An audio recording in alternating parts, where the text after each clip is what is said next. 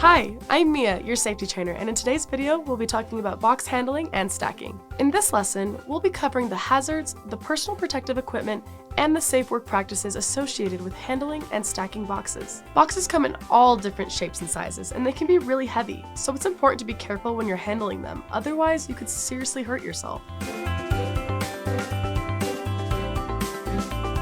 Let's talk about the hazards. Anyone who has ever moved knows that boxes are not exactly the lightweight, delicate objects they appear to be. In fact, boxes can be quite bulky and unwieldy, especially when filled with heavier items. As a result, it is important to be cautious when handling and stacking boxes, as you could be exposed to a number of hazards. These hazards include the development of back injuries from repetitive motions, slipping, tripping, or falling due to either having your feet too close together, carrying an uneven or unstable load, or carrying too heavy of a load, falling objects from carrying too many boxes, or from improperly stacked boxes, fatigue from carrying heavy boxes, and cuts from sharp edges that can be found on stiff cardboard edges. But there are some simple precautions you can take to avoid these hazards. Any good box stacker knows that personal protective equipment is key to a safe and successful stacking experience. PPE or personal protective equipment includes items such as gloves and closed-toed shoes or boots, which help to minimize the chances of an injury occurring. Before donning any PPE, it is important to inspect the equipment for wear or damage. You wouldn't want to accidentally wear damaged PPE. Once you've got your PPE on, you're good to go. Just be sure to report any worn or damaged items to your supervisor so they can be fixed or replaced.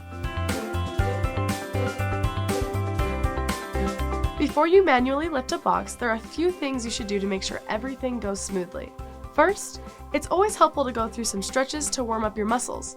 You don't want to strain anything. Second, you'll want to inspect your route for any obstacles or hazards like uneven ground, debris, or wet floors. These are all things you'll want to avoid. Once you've cleared a path, make sure any movable obstacles are out of the way so you don't trip. Next, if the floor is wet or slippery, it's best to find another route. You should always report uneven ground to your supervisor. The uneven ground could be an indication of damage to the floor, and we wouldn't want anyone getting hurt. You should also size up your load. How heavy is the load? Many medical organizations recommend that when lifting manually that no one lift more than 50 pounds on their own. For anything over 50 pounds, team lifts or mechanical lift assists such as dollies or cranes should be used. Does the box have handles? Please note that straps are not considered handles and should not be used to pick up the box. Lifting the box by the strap could cause the box to fall due to the straps breaking. Is the box awkwardly shaped? Where is the box located and where will it be placed? All these factors are important to consider before you lift a box. And remember, if you have any concerns about your ability to lift any load, please speak with your medical provider prior to doing any lifting. Depending on factors such as your age, general fitness, and your ability to lift varying loads, your healthcare provider may provide you with different lifting techniques than those mentioned within the lesson. There's a few things you should keep in mind if you want to manually lift a box the right way. First, make sure to get as close to the box as possible. The closer you are, the less strain you'll put on your back. Second, your feet should be in a good lifting position. Many in the medical industry recommend that your feet be shoulder-width apart for good balance. Third, keep your back straight by going into squatting position where your buttocks are pushed out and your knees are bent. Fourth, if the box doesn't have handles, make sure your hands are at the bottom of the box. Depending on the shape, size, and weight of the box, you may either want to place your hands at the opposite edges of the box or at the same edges. And fifth, make sure that your head is looking forward and bring the box close to your body. As you may imagine, lifting boxes is only half the battle.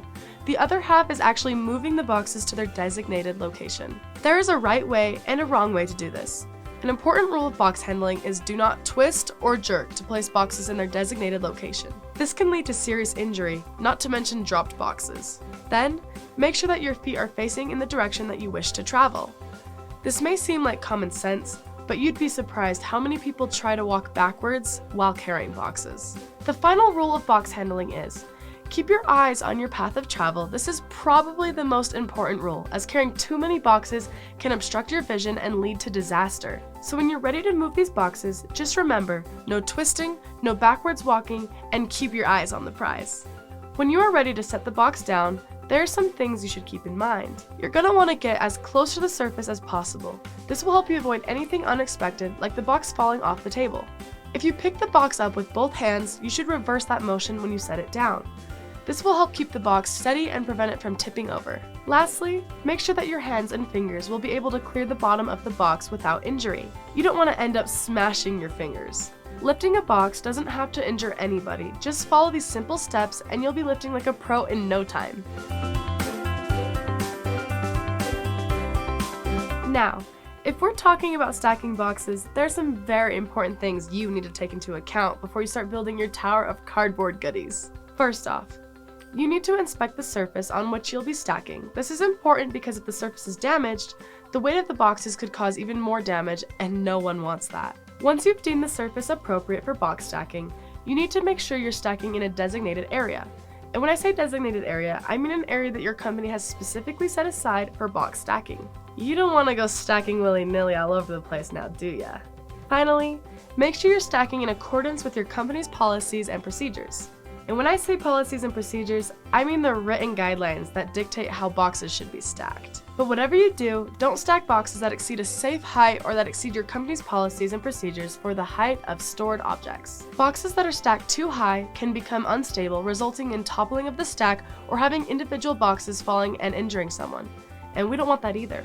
Where applicable, assure that boxes have been properly secured to pallets in accordance with your company's procedures. So there you have it, a few simple tips to help ensure proper box stacking procedures.